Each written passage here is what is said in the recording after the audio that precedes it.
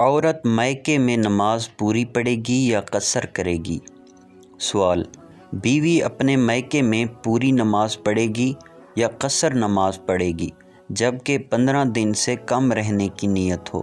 جواب سننے سے پہلے تمام دوستوں سے گزارش ہے سبسکرائب، فالو، لائک، شیئر ضرور کیجیے۔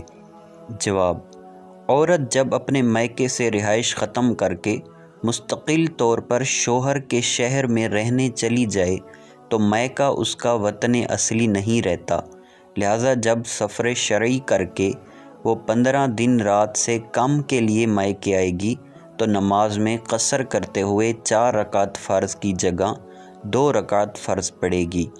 اس صورت میں شوہر کے شہر اور میکے کے درمیان اگر مسافت شرعی یعنی کم از کم 92 کلومیٹر کا فاصلہ ہو اور عورت 15 دن رات سے کم کی نیت سے اپنے میکے آئے تو اس کے لیے 4 رکعت فرض نماز میں قصر کرنے کا حکم ہوتا ہے۔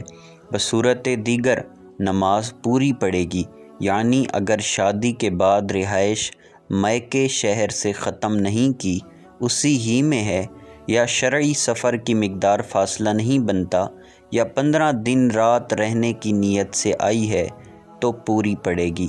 واللہ اعلم عز وجل ورسولہ اعلم، صلی اللہ تعالی علیہ وآلہ وسلم۔